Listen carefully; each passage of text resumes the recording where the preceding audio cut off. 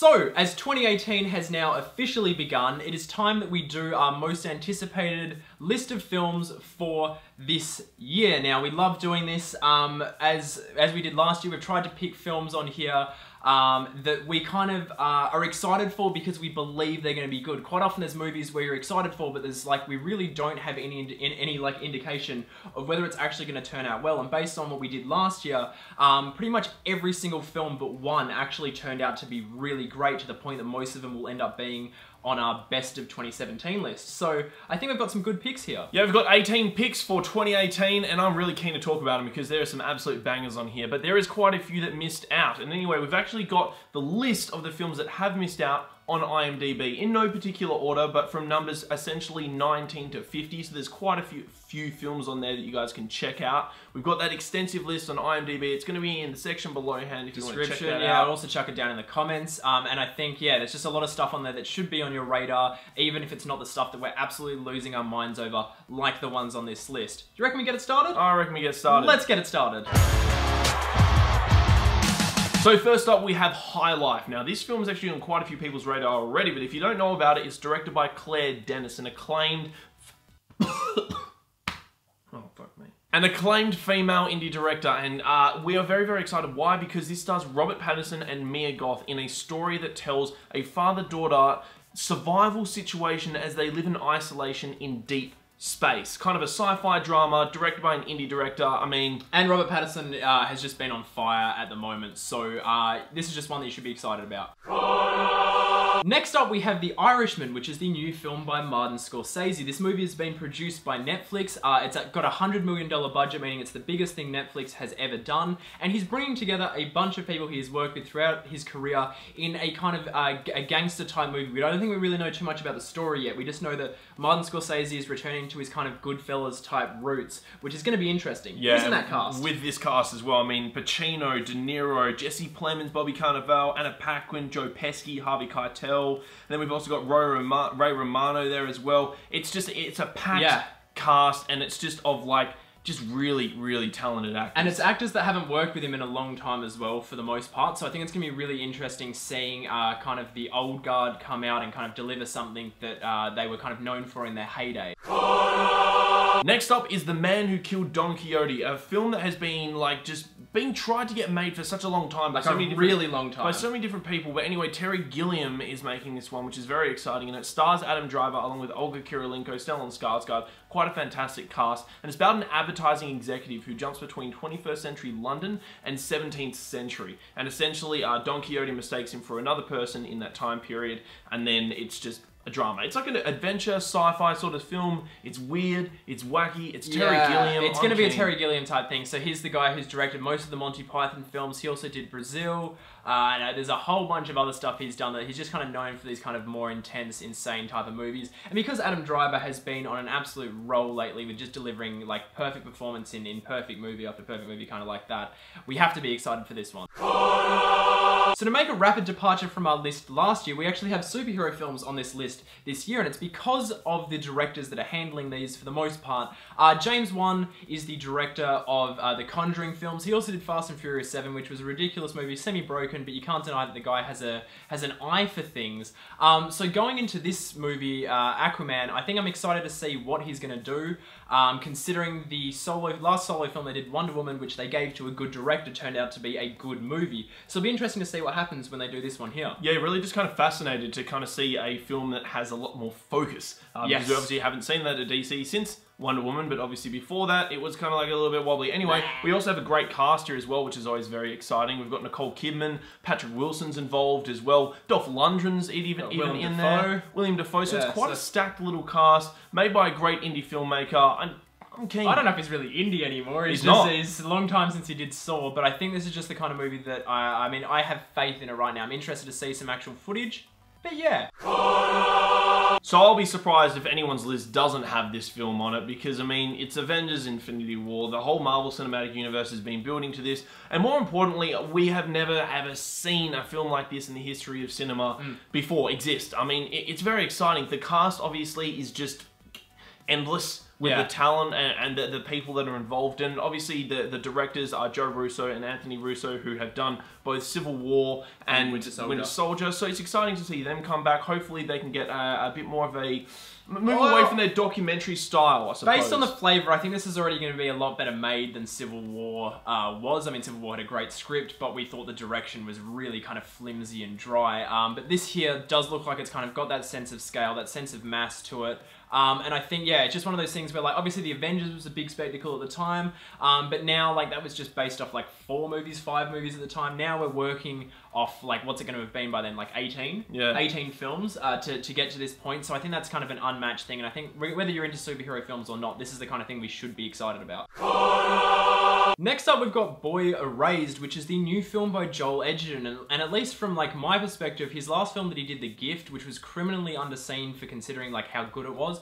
I think it's just the kind of thing we should be excited for, considering, I mean, you've read the source material, you know it better than I do. I'm excited from that aspect. You've got a whole different angle on it. There are so many reasons to be excited for this film. It's based on the memoirs slash kind of book by Gary Conley. It's a true story, and essentially the son of a Baptist preacher is forced to participate in a church's gay conversion program, and it's messy, but it's a terrific book for starters, and so we have material here for an incredible film. We also have a stacked cast with Joel Edgerton, Russell Crowe, Lucas Hedges, and Nicole Kidman, and most importantly, we have Xavier Dolan also acting in this film for the first time in an American film, which is very, very exciting. So obviously for him to come on board with this film is massive. Look, there is just so much at play here that says yes, yes, yes. I'm very, very excited. Oh! I'm sweating a bit as well. Holy Julie, it's like 40 degrees right here in Australia right now. Why is it always so hot when we do these lists? So here we have The Death and Life of John F. Donovan, which is the new film by Xavier Dolan. And I've only seen his most recent film, which was It's Only the End of the World. But I was completely stunned by it. I do need to go back and see his older stuff. I will do that. This is a super young, super talented director that makes the types of films that I want to be making at this stage in my life. So I find his stuff very, very inspiring. And then when you've got a cast like he has here, including Jessica Chastain, Natalie Portman, Jacob Tremblay. There are so many, we're just going to read it. Jacob Tremblay, Bella Thorne, Sarah Gaden, Kit Harington, Thani Newton, Susan Sarandon. I mean, just, oh my god, there's even Kathy Bates in there, Michael Gambon, like, holy out. He's just assembled such a master cast here. It is so unbelievable. I am so incredibly excited for it. Essentially, it's about it's based based a decade after this an American TV star dies, and then I just don't even know how to talk about this.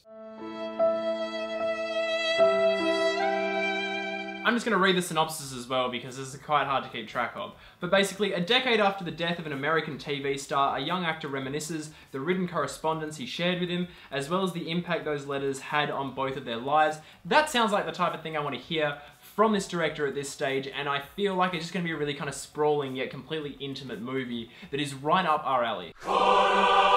Are you ready for Ready Player One? Yes. Yes, you are. Yes, the world is. Yes, we are. We are very, very excited for this film. I feel this film's going to go two ways. Either it's going to be a massive blockbuster hit, or it's going to become a cult classic. And I don't want it to become a cult classic because I feel everything is pointing in the right direction. This is a Spielberg movie. A Spielberg doing one of these kind of insane kind of blockbusters that he has still done really well. As we always say, regardless of what you think about the sentimentality of Spielberg movies, he is still one of the greatest directors out there. He is easily one of the greatest directors of all time. This guy knows visual storytelling inside and out. He knows how to communicate a story in the most effective way possible. This movie looks absolutely batshit insane. I've heard mixed things about the source material, but I trust not only the team of writers he has assembled, but the entire team working on this movie. I have full faith in. They have not let me down at any point I can remember in the past. So I don't see it happening here, regardless of what this kind of lead up feels like. I feel like there's only good things that can come from this movie. So here's one that my excitement for is interesting. We have the Suspiria remake, or as we now know is not a remake, a reimagining by director Luca Guadagnino, who is the director of Call Me By Your Name, one of the best movies of 2017. This is a kind of an abstract kind of horror film that was made in the 70s. I haven't actually seen it, and I'm going to keep it that way before seeing the new one because you have seen it, and I think it'll be interesting if we kind of get to talk about it from two different perspectives. So I'm just excited for it because from every image I've seen, the way I've heard people talk about this movie, it just looks incredible and right up my alley, and then you add that director to it and you've got something that really, really works for me at least. Yeah, add Luca and you're going to get a world-class film as far as I'm concerned. I really don't think we're not going to get a film here that will not be absolutely amazing. We have a fantastic cast. He's re-teaming with Tilda Swinton. Obviously, he worked with her on A Bigger Splash, as well as his earlier film, I Am Love. We've got Chloe Grace Moretz here, as well as Dakota Johnson, who he also worked with on A Bigger Splash. I'm just very, very excited. We've also got the music by Tom York from Radiohead. I forgot about that. Which is also very exciting. Everything for this film, I just cannot wait to see. If you're not excited for it, then start feeling that way. Like Panther, hoorah! We are very, very excited for this film. Why? Because the one man, Ryan Coogler. Well, many men involved and many women, but of course, Ryan Coogler, the guy who directed Creed and Fruitvale Station. And Fruitvale Station. So, two of our favourite movies of all time, like inside our top 20. So when he's doing another movie, you have to be like, woo about it. So, of course, he does have Marvel's big hands on his shoulders and probably pushing him in directions that is very controlling. But we're very excited to see a director of this caliber team up with Marvel to see what comes about. He is easily the best director a superhero film has hired since Christopher Nolan, we believe. And I feel like the product that will come out of this, even if the story is simple and overly accessible, which I'm sure it very well could be, I feel like the quality of direction, if he's running off the same kind of stylings that he had while he was doing Creed and Fruitvale Station, this could be the best directed superhero film we have had in a long time. So that is the reason that we're excited for this, but I think a lot of it really works. We also know that there's music by Kendrick Lamar in here, which is going to be exciting on its own. I'm sure the soundtrack across the board is going to be great. The trailers have really worked for us as well so far. Plus we have a beautifully stacked cast here as well. So many people. Such talent involved across the board here. So it's really hard not to, yeah, get excited for it, you know what I mean? Like, it's just one of those, it's like, even though we kind of want to be like reserved about it, it's just hard not to, because the quality of everyone involved here just says yes. I love dogs. Oh, please. Jesus Christ. No, we have a new film from Wes Anderson. His last film that we saw, well, the last film that he did was The Grand Budapest Hotel. He is a director who has never made a bad film. His stylization is thrilling to watch. I'm pretty sure he could make a film without any story, and the visuals alone would get us through. But he does happen to be a fantastic storyteller. Here, he's going back to stop-motion animation like he did with Fantastic Mr. Fox, which is one of the best animated movies ever made. Just cannot wait to see him jump on board. And I mean, like, we've got an amazing cast as well. I feel like so many films on our list here have stacked casts. Like, and here we have another one with just such a beautiful range of voice talent, which I really think will aid this film in telling a kind of quite a humbling, beautiful, little, small, simple story. Because essentially we're just following a young boy trying to find his dog in Japan. But all these dogs talk. And I don't really know what's going on from the trailer. The trailer is beautiful. Everything we've seen looks beautiful. It's going to be a bit of a darling, this one. So I'm definitely, yeah, this is one of those ones as well, which had a beautiful trailer. Had a really, really beautiful trailer. So we really feel like that trailer is going to translate to this film. I feel it almost wouldn't be a Breaking Bad most anticipated list without a Terrence Malick film on here. The man, the myth, the legend. Terrence Malick has another film coming out called Radegund, and he is going back to, I don't know if it's actually going to be pronounced Radegund, but I hope it is. No, I've been thinking about you. I've been thinking about you. Going back to a war film, which is very, very exciting because Thin Red Line is something else. Do you think about me still? Do you? He's traveling to World War II here, and he's actually focusing on the Nazi side of World War II, following the story of a conscientious objector.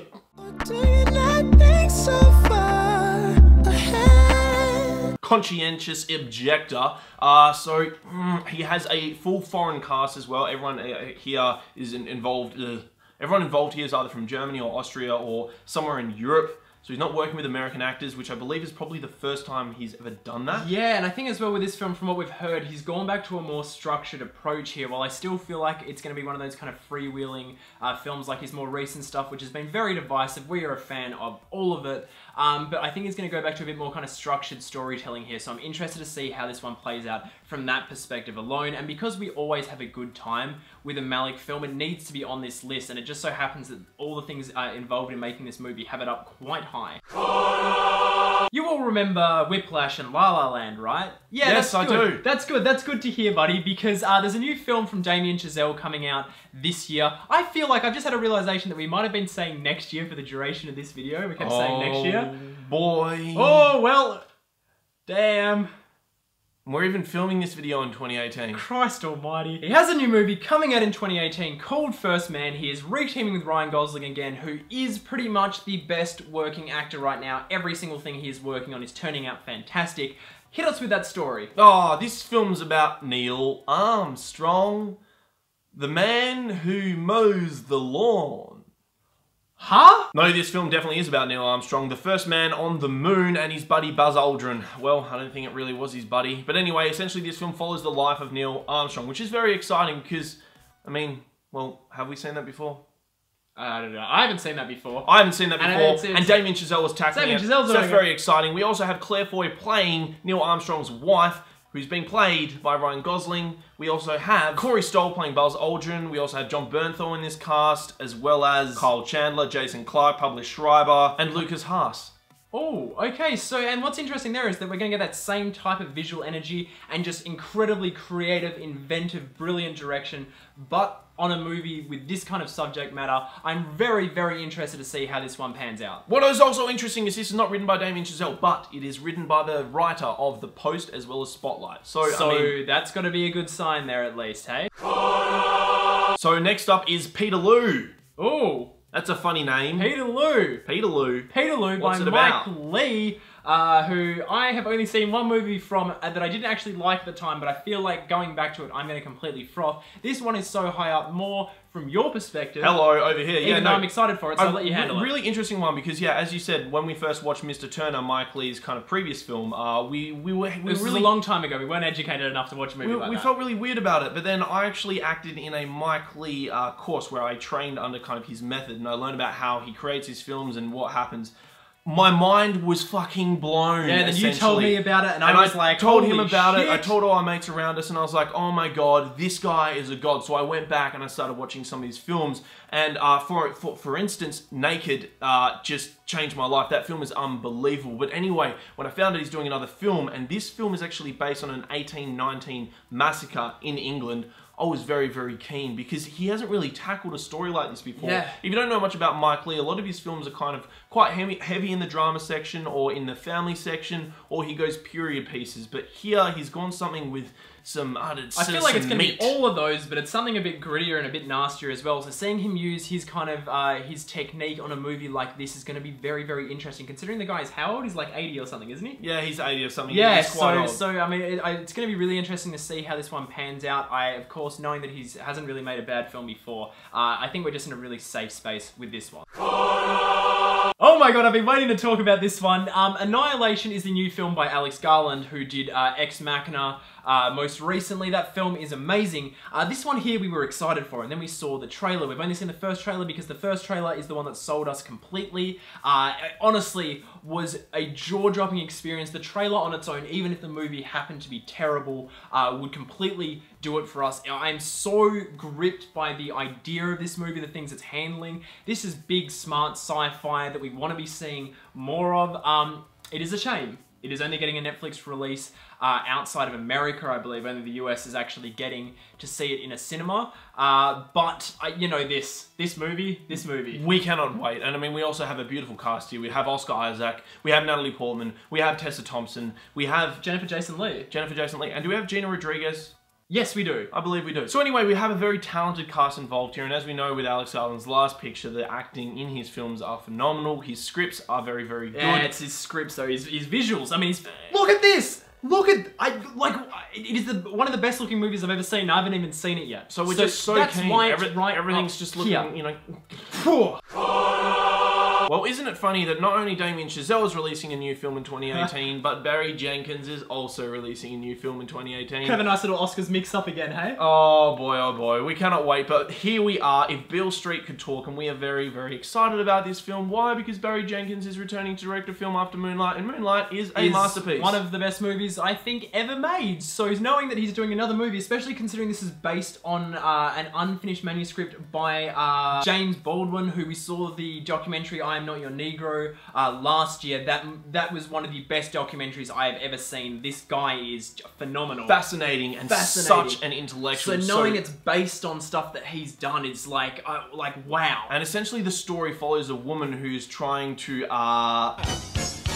prove her fiance is innocent of a crime whilst also carrying their child. Now, we don't know who's playing who in this film. No, we know nothing about it. But I'm just going to say Regina King is in here in that mix. And I swear, if she's playing the lead, I'm going to freak. Because her performance in The Leftovers was one of the greatest things we've ever seen. So, yeah, just everything about this is just really, really exciting. Currently, there are going to be more details on it coming out as we go, but regardless of the fact there really is nothing to go off right now, it doesn't matter. We know who's making it. We know that Regina King is in it. We know who the story has been envisioned by. That is just yes, yes, yes, yes, and yes across the board, and that is why it is on this spot on this list. And so we waited, and we waited, and we waited, and we waited to just hear what Alfonso Cuarón was doing next.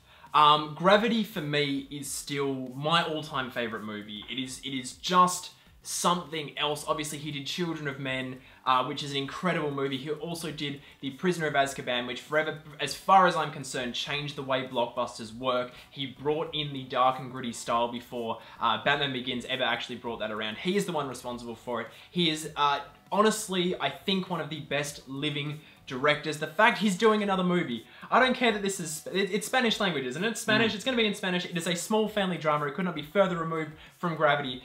The director who changed my life is making another movie, so, you know, like... And what's really exciting about this film, I think, for me, more than anything else, is, like, he's revisiting, like, a small social drama territory. Like, since... This is going to be the first time he's done it since And Your Mother Too. And that film, we haven't seen, but we've heard is just world-class. Seen just a couple of shots from it, I was like, I need to get this in my life. So the fact he's kind of... He delved into kind of the studio system with Prisoner of Azkaban, and he commanded it. And then he went on to Children of Men, and he commanded it. Then he did Gravity and changed the world.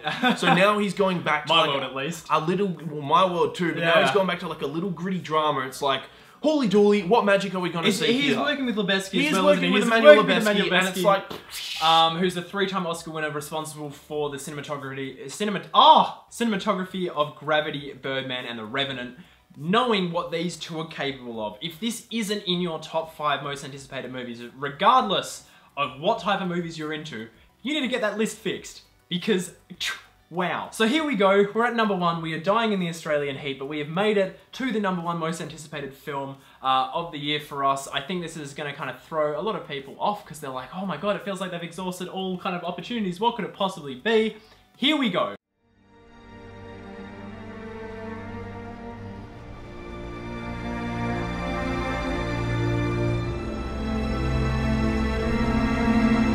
That's right, it's your boy, Steve McQueen. He's back with Widows after 12 years a slave and the wait for another film, just like Alfonso Cuarón. I mean, like, isn't it kind of funny? We've had Damien Chazelle and Barry Jenkins come out, and they had 2 films together, and they were competing at the Oscars. And then we had, of course, Steve McQueen and Alfonso Cuarón competing at the Oscars, and now we've got all four of them going head-to-head. So not that the Oscars actually matter, all that matters here is this movie. It is number 1 on our list for a reason. He is teaming with the writer of Gone Girl to basically make a heist movie based on what I believe was a TV movie at some point in the 80s or 70s or 80s or something. So that's been long forgotten. All I know is that this guy here is writing a script with Gillian Flynn, who wrote Gone Girl. Now, if that isn't already setting off alarm bells like, holy shit, this might actually be the best thing ever, we also have the fact that, like, its cast is incredible. Who have we got? An unbelievable cast. We have Elizabeth Debicki, John Bernthal, Liam Neeson, Colin Farrell, Daniel Kaluuya, Michelle Rodriguez, Carrie Coon, Robert Duvall, Viola Davis, Lucas Haas, Jackie Weaver, Andre Holland. I mean, for goodness sake, did we get a Liam Neeson? I did say Liam Neeson. Okay, that's good because this cast is so stacked. It's so beautiful to look at. We have such a combination of so many different people, and it makes sense because this story follows 4 different women who have nothing in common to come together to pull off this heist. So it's a heist. Yeah, I basically don't want to give too much else about the context. I think if you can actually go into this movie without even watching the trailer, because I feel like the initial setup of the movie is actually going to be a spoiler in itself. What happens that gets them to band together. But I think what is so exciting about this, there is no director who has had a bigger influence on me as a filmmaker than Steve McQueen. His movie Shame absolutely changed my life, and it has influenced every single film I have made since I saw it. But we have a director here who is known for grueling artistic expression. doing a heist movie. It's going to be unconventional. It's going to be challenging. And I think we're going to end up with what could possibly be one of the best movies we have ever seen. That is why it is at our #1 spot on this list. This is everything we kind of look for in a movie when we're trying to get excited for stuff. That's why it's here. So that was our list for 2018. I mean, like, it was a massive list, and there's even more films that we didn't even get to talk about on our extensive list on IMDb, which will be in the description below hand. But I feel that we've kind of talked, amongst that list and the list here... That is a great pool of movies. That is a great pool of movies. It's a very exciting year ahead, and my goodness, I'm intrigued to see what everyone else is thinking. So let us know your list and the combination... Heat stroke. Heat stroke. Death. Dying. Please let us know your list in the comment section down below. And while you're down, it's probably worth hunting down, finding our subscribe button and hitting it to see videos on these movies, whether it's us talking about the trailers, our anticipation, or the actual reviews once we see them this year. It is worth subscribing to us for that. And don't forget to check us out on Facebook, Instagram, Snapchat, and Twitter, all at Breaking Banter.